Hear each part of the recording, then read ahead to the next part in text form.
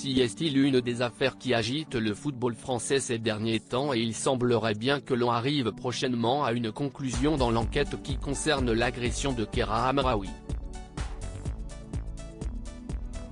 Le 4 novembre 2021, la joueuse du Paris Saint-Germain est violemment agressée par deux hommes cagoulés à coups de barre de fer, non loin de son domicile de Chatou, Yvelines.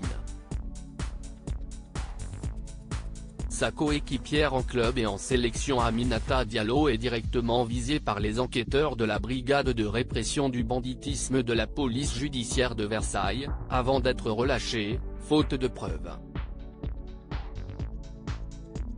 Néanmoins, les enquêteurs continuent de suspecter la joueuse de 27 ans, dont le comportement est troublant. Après plusieurs mois d'enquête, Aminata Diallo est finalement remise en garde à vue la semaine dernière puis mise en examen et placée en détention provisoire, en compagnie de 4 autres suspects. Une affaire rocambolesque et qui fait énormément parler depuis de longs mois maintenant. Tous les soirs à l'antenne de RMC dans l'émission l'Afterfoot, Daniel Riolo a tenu à réagir et pour lui, le traitement médiatique a été catastrophique. Pendant des mois, cette joueuse, Kheira Hamraoui, a été traînée dans la boue. C'était-elle la méchante et Diallo, la gentille? Aujourd'hui, l'enquête a démontré le contraire et Diallo est en prison, lance-t-il.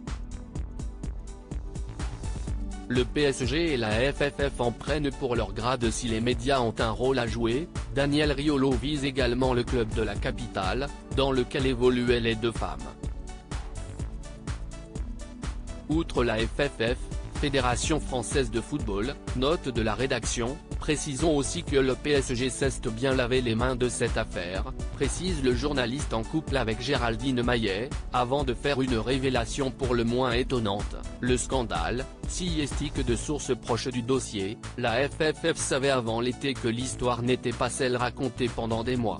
Pourquoi les dirigeants n'ont-ils rien dit? Parce qu'il y avait l'Euro féminin et parce que des joueuses comme Diani et Katoto étaient des soutiens affichés de Diallo. Si est-il un énorme scandale et une honte quand on sait ce qu'a vécu Hamraoui. Des propos qui devraient certainement faire réagir du côté du PSG et de la FFF, visés directement par Daniel Riolo dans cette affaire.